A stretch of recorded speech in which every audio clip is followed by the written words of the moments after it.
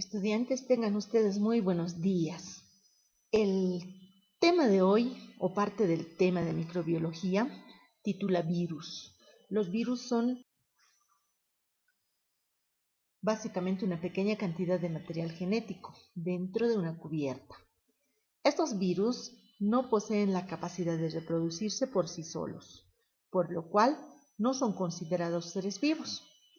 Estos virus, estando fuera del organismo, no pueden hacer nada, es decir, se sienten inútiles, ¿ya? Necesitan un huésped, en este caso el huésped es nuestra célula, para replicarse o copiar, y por lo tanto estos son llamados parásitos intracelulares. ¿Cuál es la morfología? Dirán. ¿A qué se parece? ¿Cuál es su apariencia?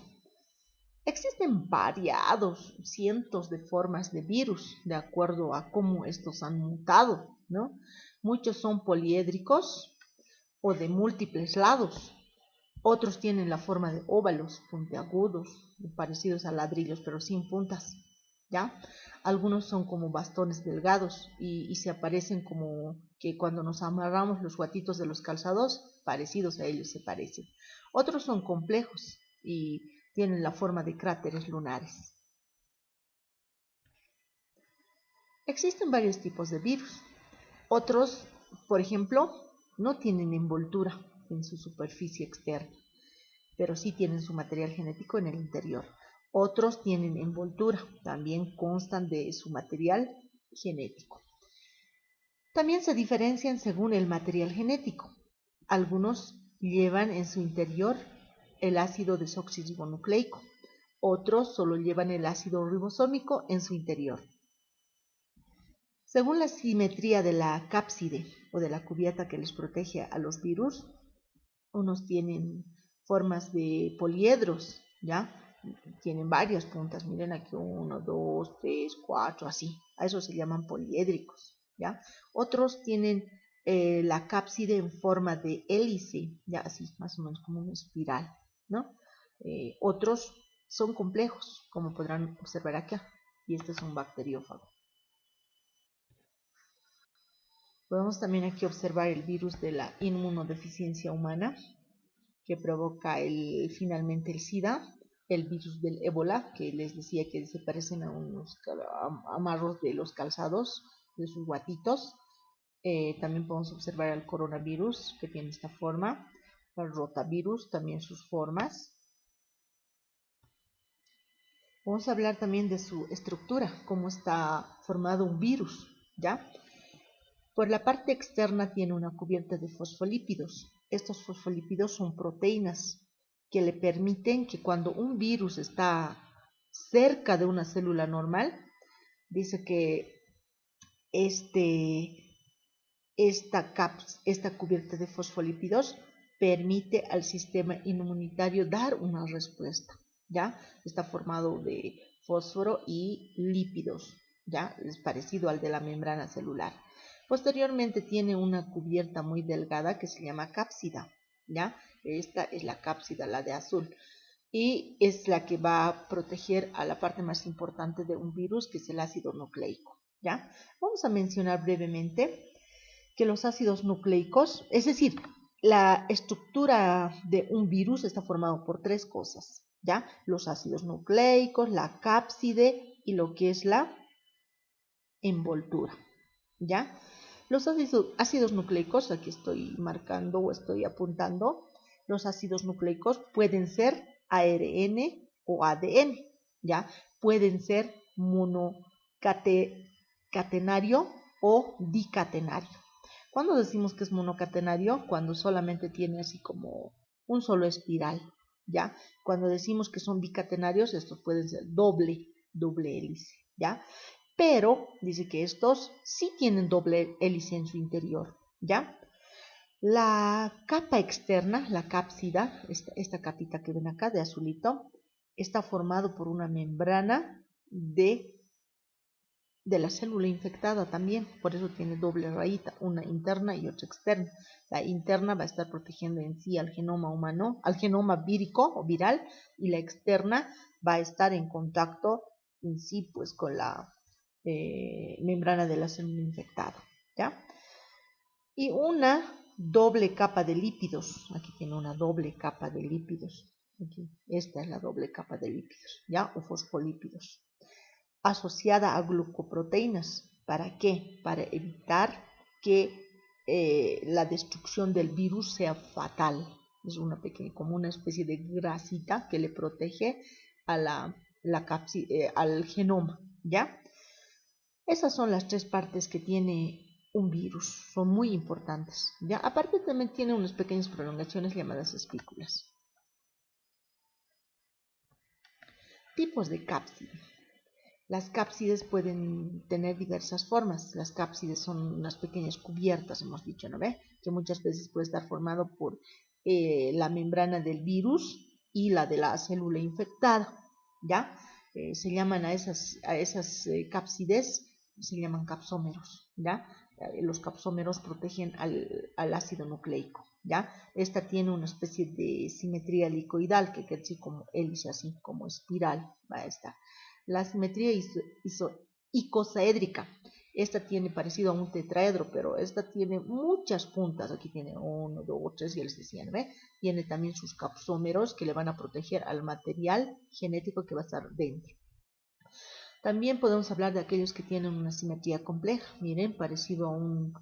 Aquí tiene una cabecita, ¿ya? La cabeza de la icosaédrica, que tiene también una cápsida o cápside, tiene en su interior el ADN, tiene un cuello, tiene un collar, tiene una cola y tiene además una placa basal, ¿ya? Esta placa basal le permite como que ser base, ¿ya? Del cual emergen las espículas, ¿ya? Fibras de la cola.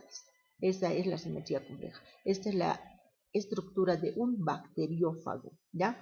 La icosaédrica es de un virus de la polio y el que tiene simetría helicoidal más o menos es de un virus del mosaico del tabaco.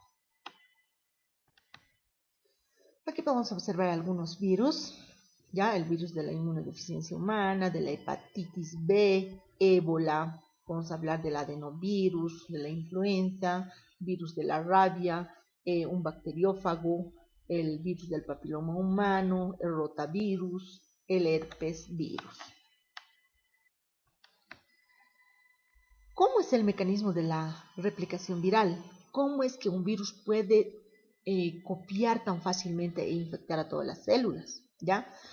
A un principio dice que el virus ingresa, puede estar en el aire, puede estar en la saliva o en otros órganos, ¿verdad? Entonces, este virus empieza a buscar a un huésped y se elige justamente una célula humana, ¿ya?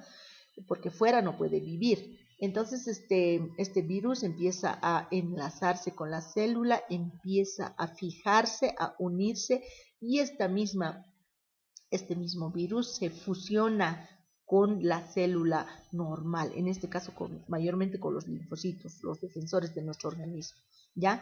Entonces poco a poco va quitándonos, ¿no? Se fusiona, empieza a intercambiar material, empieza a expulsar su material y le hace confundir a nuestra célula, incluso haciendo la transcripción de manera inversa, porque no olviden que el ARN transcribe, mensajea y demás, ¿no?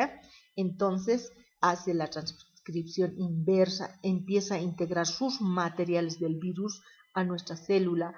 Posteriormente a hacer esas cosas, estas se multiplican, ya si era una a dos, e incluso ensambla el material como si fuera parte de la célula. Entonces la célula se siente confundida, empieza a emitir una gemación, así como un chinchoncito, miren, empieza a romper la membrana.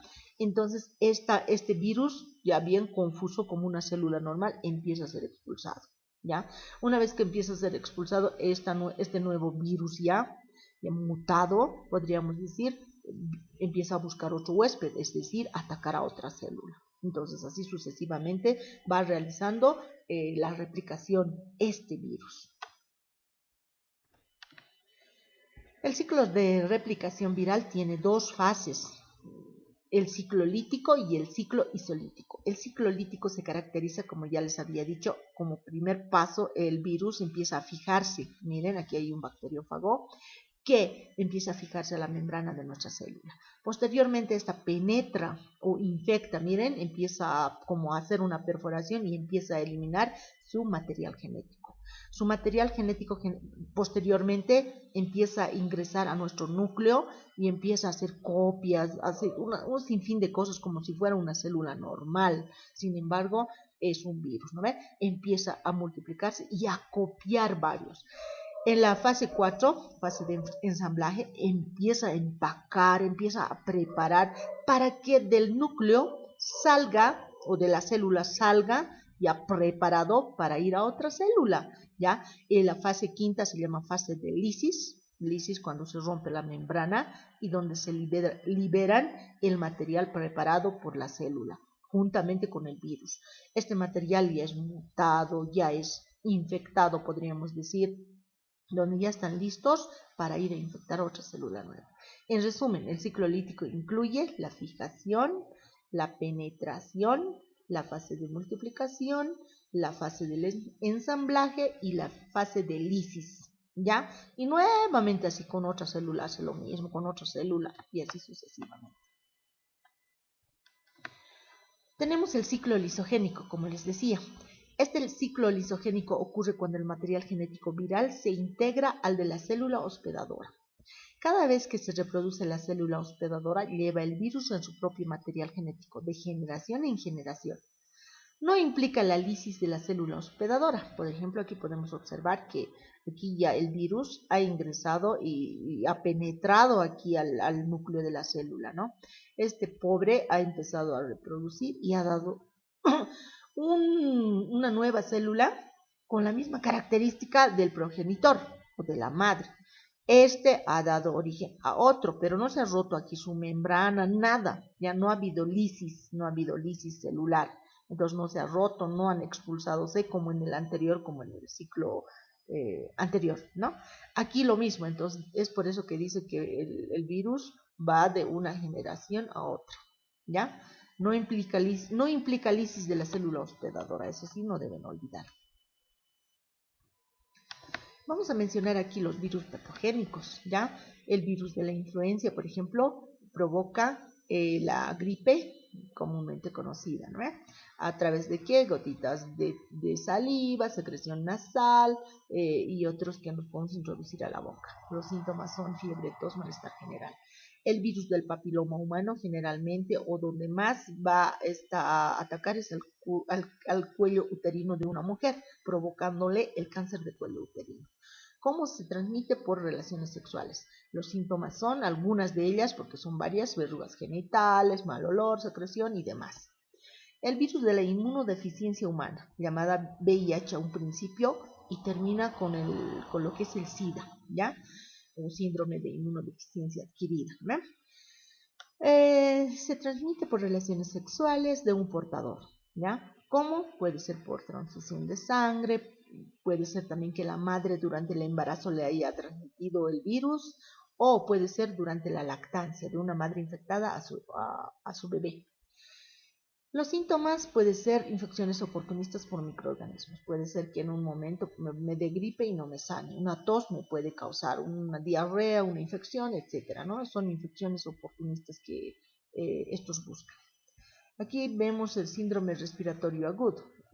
Son varios, por si acaso, los COVID, ¿ya? Pero el más conocido, el que nos ha atacado con más rudeza, podríamos decir, es el COVID-19. ¿Cómo se ha transmitido? Todos ya sabemos, a través de gotitas de secreción nasal, bucal y demás, ¿no? ¿Qué cosas da o qué cosas manifiesta como síntoma? Tos, seca, cansancio, pérdida de gusto, olfato y más en aquellas personas que tienen una enfermedad de base. Y muchísimas gracias por la atención. Hasta la próxima, estudiantes.